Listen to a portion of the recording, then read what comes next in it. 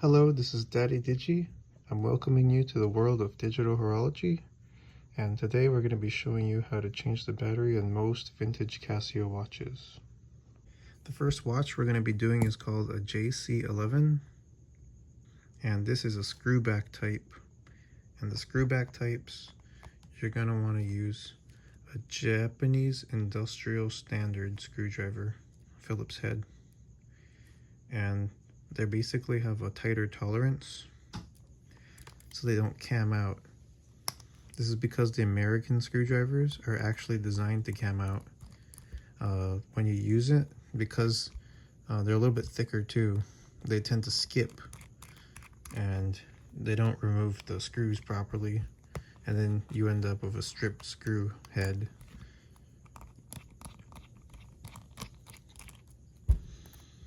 Okay, we're removing the screws here. And you can get the JIS screwdrivers at Daiso, or as long as it says made in Japan, it's most likely a Japanese industrial standard type. So we're going to take off this case back and see what's inside.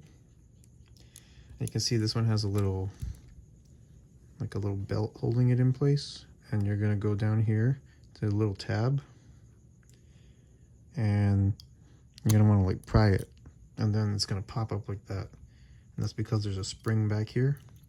There's also a little spring here. Be careful not to smash it. And I also recommend not using Duracell or Energizer because they have a tendency to leak. I use these FDK batteries because they're made in Japan, but you can also use a Renata. That's a really good brand. And these are always a little bit tricky. You kind of want to get one side in the hook and then make sure it's pushed to the side, and then you go with your nail and make sure it's focused. Go with your nail there. You push it down until it makes a clicking sound. See it click there. Now it's in there, and I always go with a Q-tip because sweat is corrosive. And you're going to want to do an AC reset.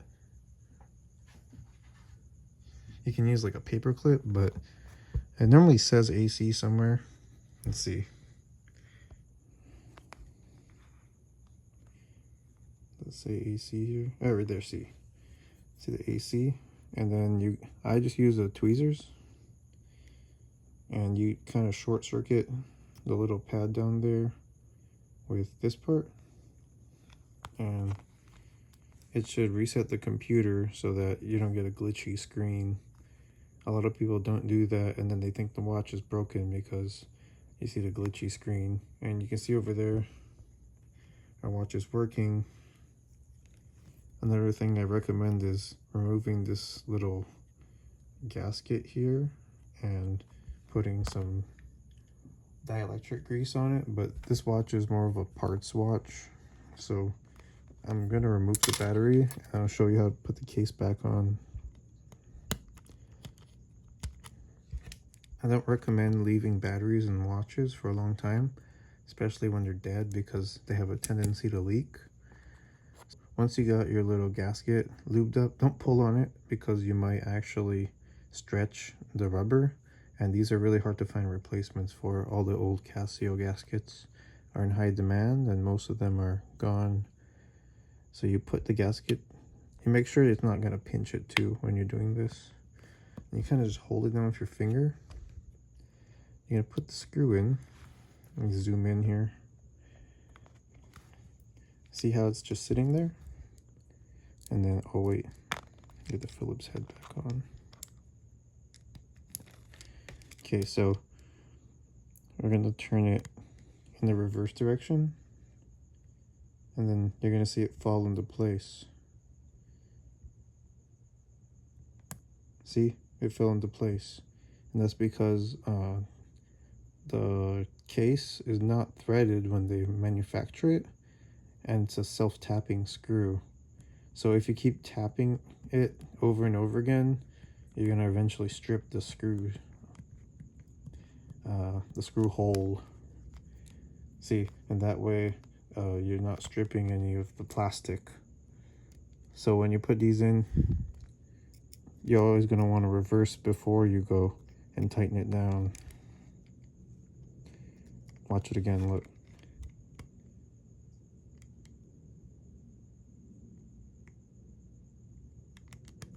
Sometimes the case doesn't line up with the hole too. See, it went in the hole now.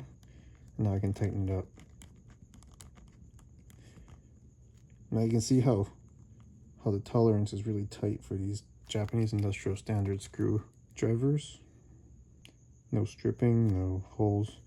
This one over here has already been stripped once because somebody used an American style head, but it's still usable.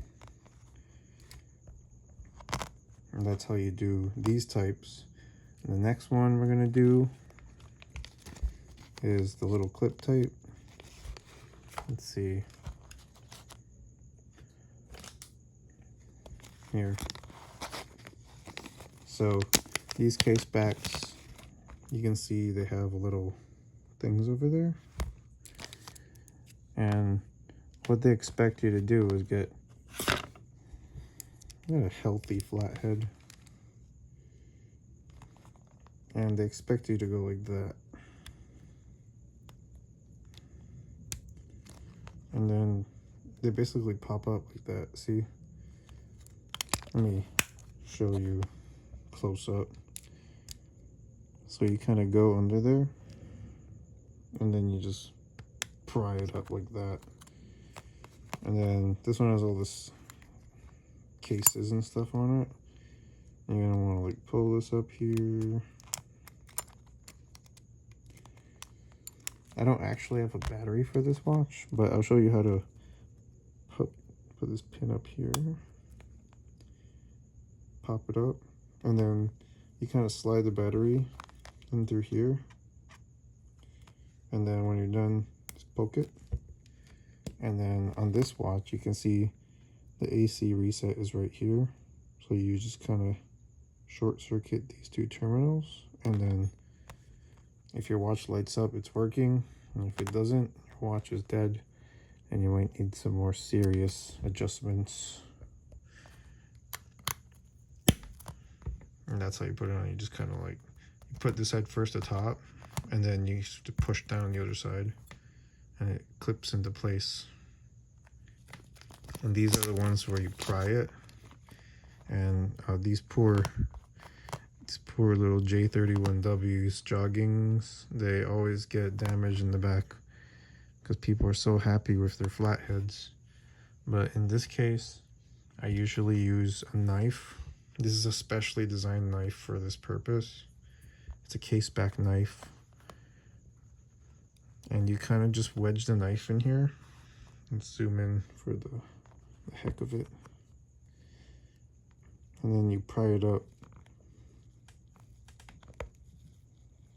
And then when you're like this, you kind of rotate the knife, and it comes out. And that movement just didn't want to stay there. And these little guys are nightmares. Like, this is the Seiko type. Seiko loves this type of clip here. And what you do for this Seiko type clip is you kind of stick a screwdriver in there, and then you pry it up like that. You see those two little teeth? They hold it in place. And then to put it back, you just push down on this flat part here. Let's do it again. It's got a better light angle, honestly. This is kind of weird. Okay, here we go. Stick the small flat. This is a really small flathead. See, it popped up. And then you make sure the little clip on the back is held on. Oh yeah, there we go. These are so fun. I love these. And you kind of just put the battery in there. I normally just go like that. Hook it on. There's a little tooth there. I don't want to hold it down. And then went down the light. Push down on that. And the battery should be held in place. Kind of test it. You're gonna want to clean it. And then these ones, make sure you know which way's up.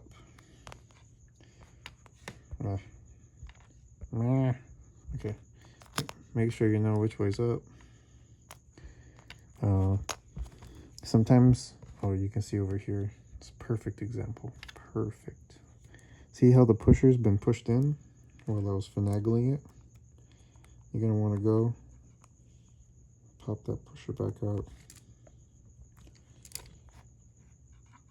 See there's a little clip here? You gotta pop that pusher back out so that the movement sits flat. Yeah, so this way's up.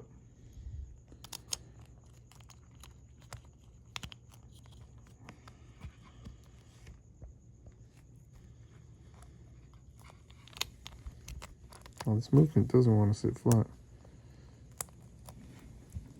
Oh yeah, it's because the front facing buttons. Okay, stay down. So I guess I have to hold it up like this.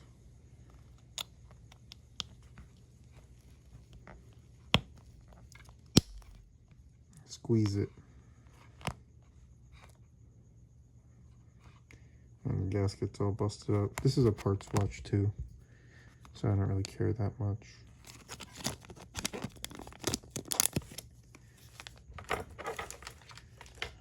And the final watch I got here, this is just for fun. Those are the 3 different kinds that Casio usually uses. And this is similar to the other kind, this kind. See how they have the clip? But instead of having the clips on the side, this one has the clip in the middle. And this is it's called Databank 1000. And it has a touch screen. I'm not gonna use the small one, let's use a bigger flathead. Just want to see if it still works. These are hard to get open. Try the other side. Oh, there we go.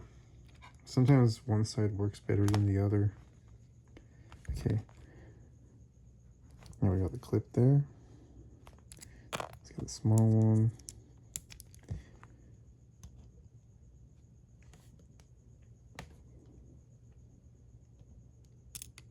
Came out, and then we got our CR 2016.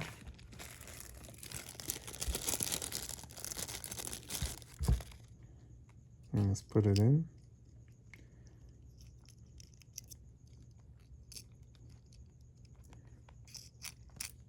This is probably one of the most advanced watches from the 80s. It saves like telephone numbers, which a lot of data banks do. But the touchscreen is next level. Looks like you have to slide it under here.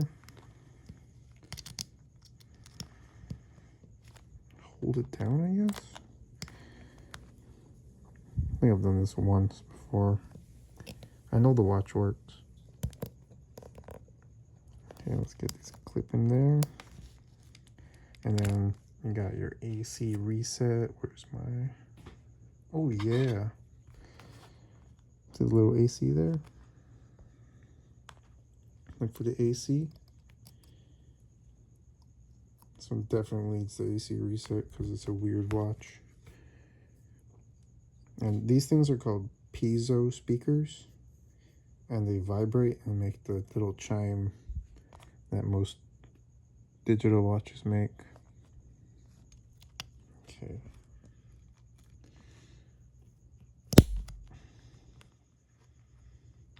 Oh yes. Oh yes. Let's go into a different mode. I think that's the mode. Let's get a good angle here. So this is time mode. Looks like that's just date and time. Okay, let's go here. Telephone number. So you can actually write the telephone numbers. It's like calculator. So like, You do 1, and then you can do an X. It looks like it's doing minus. It's all busted up.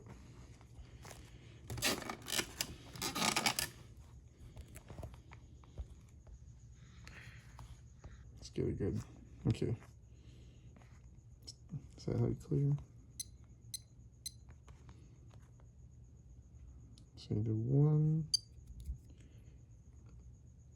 times, I think it's another 1, 2, 2, oh, there we go, we got a 2, 3,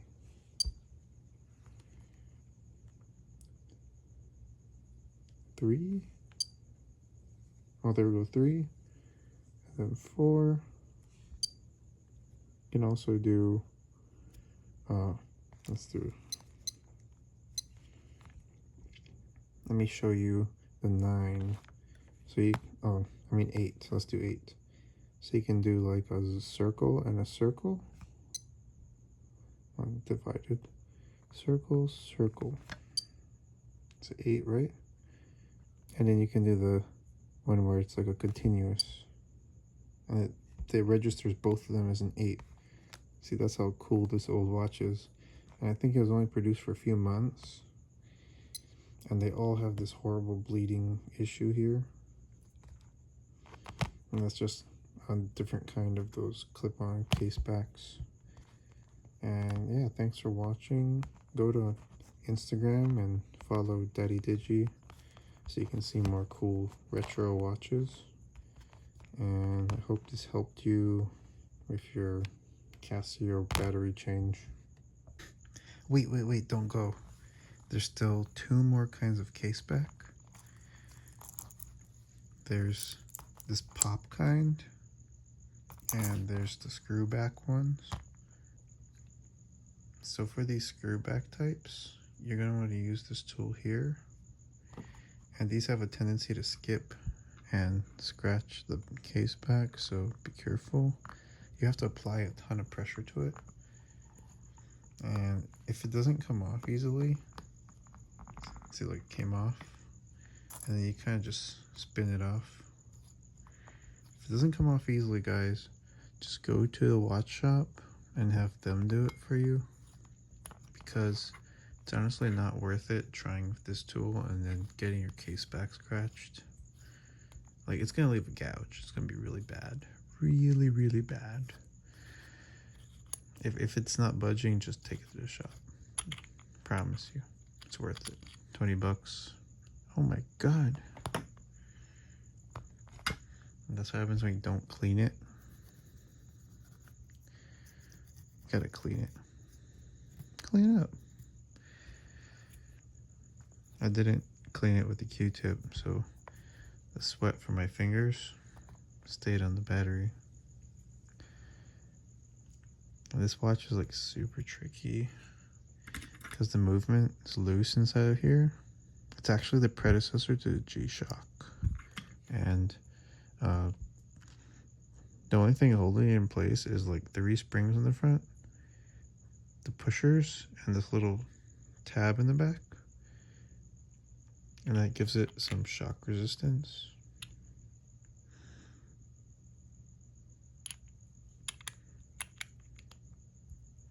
And let's hope we didn't touch the movement. So you want to spin it against the grain until it clicks. Looks like it's about to go.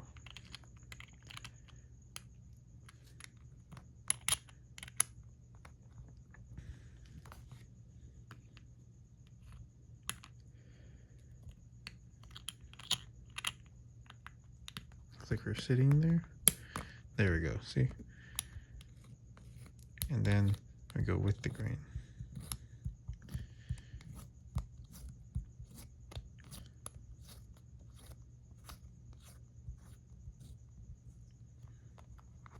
Then you check the movement. Make sure it's not like tilted. Okay, the movement's still sitting nicely. And then you put this little tool in here and go until it stops. But you don't want to go too hard. Like, you don't want to keep going because you might slip, or it could crush the little washer there. You just go there until you feel that it stopped. Let's see. Yeah, there you go. It's 1 p.m.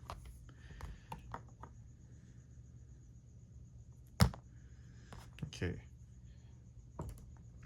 And then the last kind we're going to talk about, this is a really old kind. The other one's an old kind too, because that's for like water resistance. This one is the opposite. So for these kinds, you're going to want to poke a little pin in there. And it's going to come out. This is a pretty cool watch too. It's a universal calendar. Let's go into mode. I'm going to see the joy. Where's calendar mode? Come on. I think this one goes, oh yeah, see? So there's 2 layers of screens, and there's a calendar mode, and then a regular mode. It's got a light. So these ones are gonna be just like the other kind. There's always a little lip, and then stick your knife in there and pry.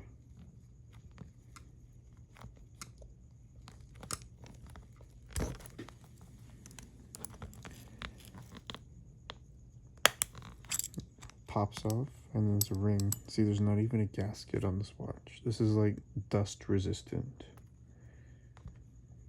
These watches are dust resistant. And to put it back on, simply make sure your little, find the little place there. To get it back on, you basically put it on like that, and there's a little ridge. Just kind of push it and work your way around it.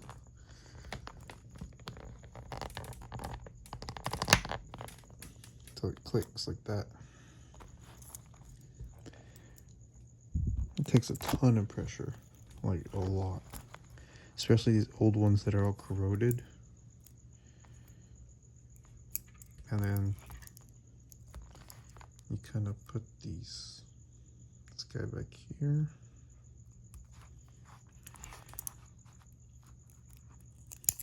Just pop this open. Yeah, this is a finagly thing. And then you kind of guide it. Zoom in. You guide it into the hole. And then once it's in there, poke it with something. So the little spring. And then kind of wiggle it back and forth until it pops through.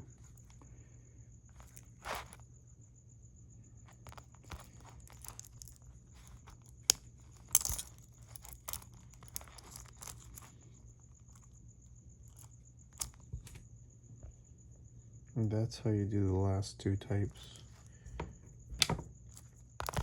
The last 2 types. These are the older types of Casios. One last thing. You see the spring over here? This is the spring that connects to the piezo speaker to complete the circuit. And sometimes this falls out and then your speaker will stop working. So just make sure that little spring is there and that everything's good. Sometimes the spring is like like a leaf spring like this one and it's sticking out. But in this case, you see it's a loose thing that can fall out easily. And that's it for today, guys. You're going to want to Subscribe and follow if you want some more. I'm planning on doing a Citizen one and a Seiko one and a Timex one because the procedures are slightly different for each brand. And have a great day, guys.